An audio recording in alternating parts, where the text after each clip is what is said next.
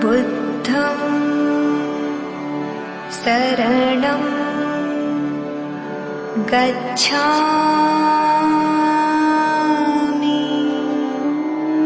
जय भीम दोस्तों, मैं रजत मौर्य आप सभी का स्वागत करता हूं बहुजन साहित्य के इस विशेष कार्यक्रम किताब पर चर्चा में, जहां हम चर्चा करते हैं बहुजन लेखकों द्वारा लिखी गई किताबें या बहुजन मुद्दों पर केंद्रित किताबों पर। दोस्तों, आज हम बात करेंगे राम के चारित्रिक दोषों के ऊपर, जो कि पेरियार द्वारा लिखी गई सच्ची रामायण में लिखे हुए हैं। पेरियार ने अपनी तरफ से राम के चरित्र में कुल 50 दोष पाए हैं, जिन्हें उन्होंने सच्ची रामायण में सूचीबद्ध किया है। आज हम राम के उन्हीं चारित्रिक दोषों के ऊपर चर्चा करेंगे। शुरुआत करने से पहले आप सभी से मेरा निवेदन है कि वीडियो को पूरा देखिएगा और चैनल को जरूर सब्सक्राइब कर लीजिएगा, ताकि अगले वीडियो का नोटिफिकेशन आप लोगों तक पहुंच सके। पेरियार अपनी बहुचर्चित किताब सच्ची रामायण के पेज नंबर 52 से लेकर 60 तक राम के 50 चारित्रिक दोषों का वर्णन करते हैं, जिसमें पेरियार लिखते हैं, राम अयोध्या की गद्दी पर कब्जा करना चाहता था। अपनी प्रजा, पिता और केकई के प्रति राम का व्यवहार उसकी इच्छाओं द्वारा अनुप्रेरित था। इस प्रकार राम घास में छिपे हुए सांप की तरह था।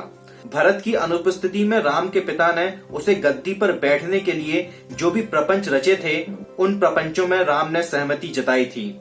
राम भली भांति जानता था कि उसके पिता ने विवाह के समय ही पूरा साम्राज्य सिद्धांततः केकई को सौंप दिया था। यह बात राम ने भरत को स्वयं बताई थी। अयोध्या कांड सर्ग नंबर 107। यह समझकर कि कहीं लक्ष्मण को उससे ईर्ष्या न हो जाए और वह कहीं उसे नुकसान पहुंचाने की न सोच डाले, राम ने उससे कहा था, लक्ष्मण सिर्फ तुम्हारे लिए मैं राजा बन रहा हूँ, तुम ही इस देश पर शासन करोगे।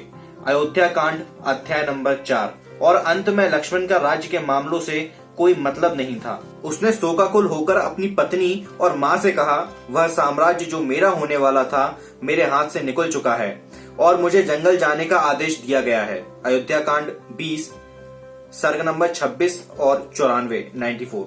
यद्यपि राम के प्रति केकई का प्रेम संदेह से परे था, लेकिन केकई के प्रति राम का प्रेम कपटी और बनावटी था। राम केकई के प्रति ईमानदार और अनुरागी होने का नाटक करता रहा, मगर अंत में उसने आरोप लगाया कि केकई एक दुष्ट स्त्री है। अयोध्या कांड सर्ग नंबर 31 और 53। राम ने जंगल में लक्ष्मण से कहा था कि चूंकि हमारे पिता वृद्ध और निर्बल हो चुके हैं और हम लोग वहां से आ गए हैं, ऐसी स्थिति में अब भरत अपनी पत्नी के साथ बिना किसी विरोध के अयोध्या पर शासन कर रहा होगा। इससे उसकी राजगद्दी की चाहत और भरत के प्रति ईर्ष्या की स्वाभाविक तथा निराधार अभिलाषा प्रकट होती है। अयोध्या कांड सर्ग नंबर 53। जब केकई ने राम से कहा कि हे राम, राजा ने मुझे तुम्हारे पास तुम्हें यह बताने के लिए भेजा है कि भरत को राजगद्दी मिलेगी और तुम्हें वनवास, तब राम ने उससे कहा कि राजा ने मुझे यह कभी नहीं बताया कि वह भरत को राजगद्दी देंगे। अयोध्या कांड सर्ग नंबर 19। राम ने यह कहकर सत्य व न्याय का गला घोटा कि यदि मुझे क्रोध आया तो मैं स्वयं अपने शत्रुओं को कुचलकर राजा बन सकता हूँ, किंतु मैं यह सोचकर रुक जाता हूँ कि ऐसा करने पर प्रजा मुझसे घृणा करने लगेगी। अयोध्या कांड सर्ग नंबर 53। उसने अपनी पत्नी सीता से कहा, तुम भरत के अनुकूल चलना ताकि वह नाराज नहीं हो, इससे हमें बाद में फायदा होगा। अयोध्या कांड सर्ग नंबर 26। राम के वनवास चले जाने का समाचार सुनकर भरत उसे अयोध्या वापस लाने के लिए वन गया। क्या तुम प्रजा द्वारा खदेड़कर भगाए गए हो? क्या तुम अनिच्छा से हमारे पिता की सहायता करने आए हो? अयोध्या कांड सर्ग नंबर 100। भरत ने राम को विश्वास दिलाया कि वह सिंहासन पर अपना दावा त्याग चुका है। उसके बाद राम ने भरत से यह रहस्य उद्घाटन किया कि दशरथ अयोध्या का राज्य पहले ही उसकी मां केकई को सौंप चुके हैं। अयोध्या कांड सर्ग नंबर 107। भरत वन में ही अयोध्या की राजगद्दी राम को सौंपकर और उसकी खड़ऊ लेकर अयोध्या वापस लौटा। उसने उसे सिंहासन पर रखकर 14 वर्ष तक तपस्वी का जीवन व्यतीत किया। निर्धारित दिन राम के अयोध्या नहीं लौटने पर भरत चिंतित हुआ और यहाँ तक कि उसने चिता में जलने की तैयारी भी कर ली। राम ने ऐसे सज्जन और सच्चे व्यक्ति पर संदेह किया था। 14 वर्ष बाद जब वह लौटकर अयोध्या के बाहरी भाग पर पहुंचा तो उसने हनुमान को भरत के पास उससे यह सूचना देने के लिए भेजा, मैं भारी सेना लेकर वापस आ गया हूँ, विभीषण और सुग्रीव भी मेरे साथ हैं। उस समय तक उसके चेहरे पर आए भावों को पढ़ना, देखना कि यह सब सुनने के बाद वह जल्दबाजी में कौन से कदम उठाता है, क्योंकि अयोध्या के राज के रूप में उपलब्ध सुख और भोग विलास को भला कौन छोड़ना चाहेगा। उत्तरकांड सर्ग नंबर 127। राम सीता के चरित्र पर हमेशा संदेह करता था। उसने सीता को अग्नि परीक्षा देकर अपने सतीत्व को सिद्ध करने को कहा। राम के आदेश अनुसार सीता जब अग्नि परीक्षा दे रही थी तब उसे उसके गर्भवती होने का पता चला। सीता की सुचिता संबंधी चर्चा उस समय हर व्यक्ति की जबान पर थी। राम ने सीता का ध्यान आकर्षित किया कि कैसे लोग उसके चरित्र पर सवाल उठा रहे हैं।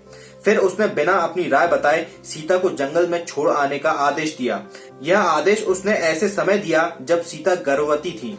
जब वाल्मीकि ने सीता को पवित्र बताया तो भी राम ने इस पर विश्वास नहीं किया और सीता को पृथ्वी के गर्भ में समाकर अपने प्राण त्यागने पड़े। यह जानते हुए भी कि सुग्रीव व विभीषण दोनों धोखेबाज हैं और अपने ही भाइयों को मरवा कर उनकी गद्दी हासिल करने की निकृष्ट इच्छा रखते हैं, राम ने उन दोनों से दोस्ती की थी। बाली को मारते हुए राम ने अपने इस कार्य को यह कहते हुए उचित ठहराया कि जानवरों को मारते हुए धर्म का पालन जरूरी नहीं, और राम ने बाली को इस आधार पर मार डाला कि उसने विवेकानुसार आचरण नहीं किया था। बाली को उस पर लगे आरोपों का जवाब देने का मौका देने की कोशिश किए बगैर राम ने केवल स्वार्थी सुग्रीव के कहने पर बाली की हत्या कर दी।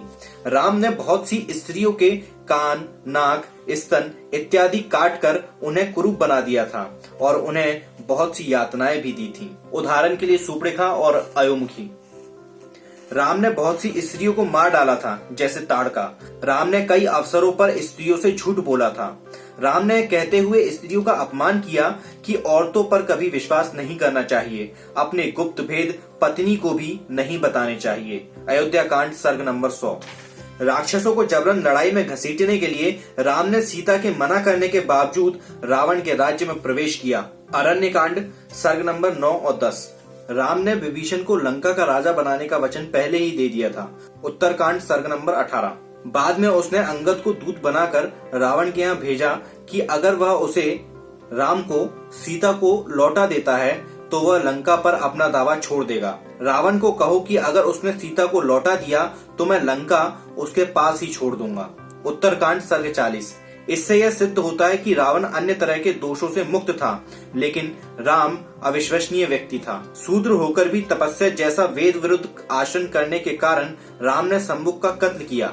उत्तरकांड सर्ग 76। लक्ष्मण को एक नदी गुप्तार घाट पर सरयू नदी में फेंक कर साधारण मनुष्य की भांति राम भी उस नदी में जा गिरा और वहीं मर गया। सर्ग 106।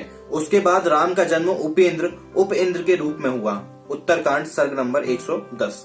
अपने हाथ की ओर देखकर राम ने संस्कृत में कहा, अरे ओ दाहिने हाथ, तुमने इस शूद्र की ऐसे बेहिचक हत्या कर दी जैसे शूद्र को मारकर ही ब्राह्मण के मृत बेटे को जिंदा किया जा सकता है। क्या तुम राम के ही शरीर का हिस्सा नहीं हो? वाल्मीकि रामायण। राम जिसने तपस्या कर रहे शंभुक की बगैर किसी गलती के लिए निर्दयता पूर्वक हत्या कर दी, उस राम को विष्णु का अवतार माना जाता है। अगर आज राम की तरह कोई राजा होता तो उन लोगों की क्या दशा होती जिन्हें शूद्र, जो एक गुलामीनुमा संबोधन है, कहा जाता है। राम ने जिस धनुष को तोड़ा वह शिव का था, वह पहले से ही टूटा हुआ था। यहाँ पर पहले रेफरेंस देते हैं, देखिए अभिधान चिंतामणि पेज नंबर 157, 331, 571, 663, 894, 1151, 1173 व 1494। विभिन्न रामायणों और परशुराम द्वारा इसका समर्थन किया गया है। जब राम ने धनुष को तोड़ा उस समय उसकी उम्र पर जरा ध्यान दीजिए। राम की मां के अनुसार राम ने जब धनुष तोड़ा उस समय उसकी उम्र 5 साल थी। उसके पिता के अनुसार वह लगभग 10 साल का था। उसकी पत्नी सीता के अनुसार उसकी उम्र 12 साल की थी। उसकी उम्र चाहे जो ही रही हो, कहानी के अनुसार वह धनुष पहले से ही टूटा हुआ था। दोस्तों, ये जो मैंने राम के चारित्रिक दोषों का वर्णन किया है वो किताब सच्ची रामायण से किया है। इस किताब को आप लोग भी मंगाकर जरूर पढ़िए। इस किताब को खरीदने का लिंक आपको नीचे डिस्क्रिप्शन बॉक्स में मिल जाएगा। इन सारे चारित्रिक दोषों के बारे में आप क्या सोचते हैं नीचे कमेंट बॉक्स में जरूर बताइएगा। पेरियार ईवी रामास्वामी जी ने सच्ची रामायण में यह साबित करने की कोशिश की है, रामायण के जितने भी पात्र हैं वो किसी भी आधार से किसी एक व्यक्ति के लिए आदर्श नहीं हो सकते। और शायद यही वजह है कि पेरियार से दक्षिणपंथी लोग, कट्टरपंथी हिंदू लोग इतनी नफरत करते हैं। आप सभी से मेरा निवेदन है, आप सभी से मेरी गुजारिश है कि इस किताब को आप खुद भी मंगाकर पढ़िए। अगर आप अफोर्ड कर सकते हैं 1 कॉपी, 2 कॉपी, 10 कॉपी, तो अपने आसपास के एरिया में अपने जानने वाले, अपने दोस्त यार, बंधु, रिश्तेदार जहां भी आप इस किताब का वितरण कर सकते हैं वहां पर वितरण भी कीजिए, क्योंकि बहुजन साहित्य को घर घर पहुंचाने का जो लक्ष्य हमारा है वो केवल एक मेरे चाहने से या केवल एक आपके चाहने से पूरा नहीं होगा। जब तक हम मिलकर इस लक्ष्य को पाने के लिए काम नहीं करेंगे, ये लक्ष्य हमेशा असंभव ही रहेगा। आप लोगों से निवेदन करूंगा कि आप लोग हमें सोशल मीडिया अकाउंट्स पर भी जरूर फॉलो करें। हम लोग फेसबुक, इंस्टाग्राम, ट्विटर और टेलीग्राम सभी जगह पर अवेलेबल हैं। अगर आप लोग हमें कोई किताब डोनेट करना चाहते हैं या बहुजन साहित्य की आर्थिक मदद करना चाहते हैं तो नीचे डिस्क्रिप्शन बॉक्स में मेरा कॉन्टेक्ट नंबर दिया हुआ है, आप वहां से नंबर लेकर मुझसे संपर्क कर सकते हैं। मैं रजत मौर्य मिलता हूं आपसे अगले वीडियो में फिर किसी किताब के साथ। तब तक अपना और अपनों का ध्यान रखिए, पढ़ने की आदत को विकसित कीजिए, क्योंकि पढ़ेगा इंडिया तभी तो बढ़ेगा इंडिया। जय भीम, जय भारत, जय संविधान, जय जोहर।